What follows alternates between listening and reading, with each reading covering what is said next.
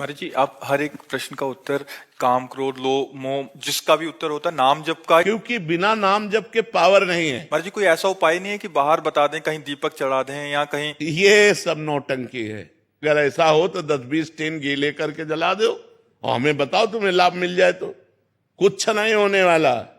बिना अंदर के तुमने पाप किया है, अंदर के चिंतन से। ध्यान दीजिए, अंदर आपने कामना की और शरीर से आपके पाप हुआ। अब अंदर से कैसे ठीक होगा? अंदर नाम जब ठीक करेगा। सांप बैठा है बिल के अंदर, ऊपर सैकड़ों लाठी जमा दो, उसको कोई फर्क पड़ेगा क्या? बिल के अंदर घुस के मारा जाए तब वो मरेगा। तो इस शरीर रूपी बिल के अंदर बैठा हुआ पाप है, उस पाप को मारने के लिए नाम जपना अत्यंत आवश्यक है। गंगा पाप नष्ट कर सकते, लेकिन पाप की प्रवृत्ति भजन नष्ट करेगा।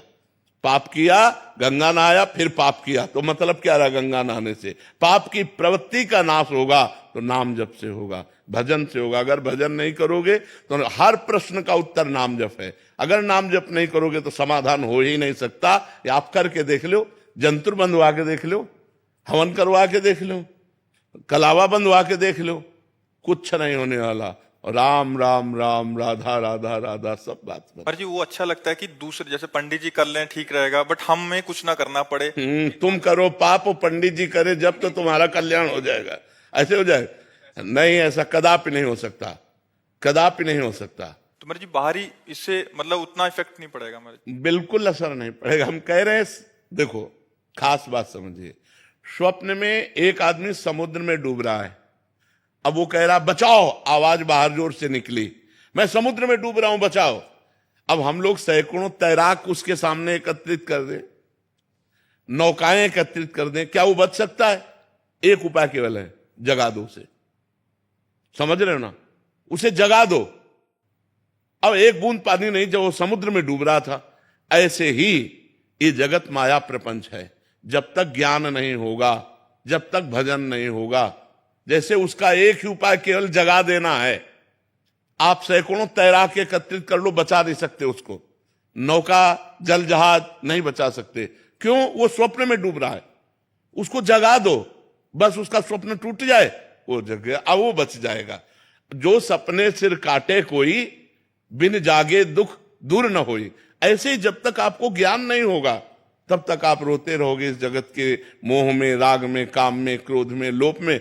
थोड़ा दान पुण्य किया, थोड़ा पाप नष्ट हुआ, फिर पाप किया, फिर इससे काम नहीं बने। काम बनेगा पाप की जड़ का नाश हो, और पाप की जड़ है पाप की प्रवृत्ति। उस प्रवृत्ति में जब तक ज्ञान नहीं जागृत होगा, तब तक बात नहीं बनेगी। इसलिए खूब नाम जप करना अत्यंत अनिवार्य है। महाराज जी, और कैसे पता लगेगा कि हमारे पाप नष्ट हो रहे हैं और हो गए हैं?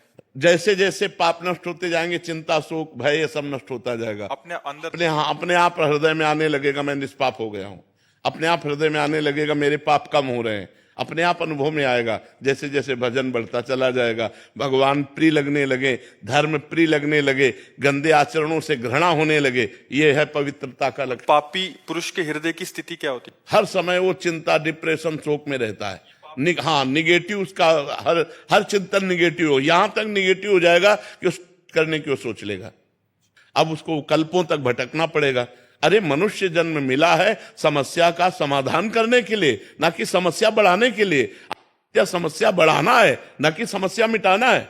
लोग समझते नहीं है, सोचते हैं आप कर लेंगे तो हम समस्याओं का निदान कर लिया, और घोर समस्या में फंस गए। समस्या का निदान करने का उपाय मनुष्य शरीर था, उसको खो दिया। अब तो सवाल नहीं उठता। 83,99,999 योनियों में एक भी योनि ऐसी नहीं है जिसमें आप भजन करके भगवान को प्राप्त कर लें। 84 लाख योनि की पूर्ति मनुष्य शरीर से होती है। इसी मनुष्य शरीर से भजन करके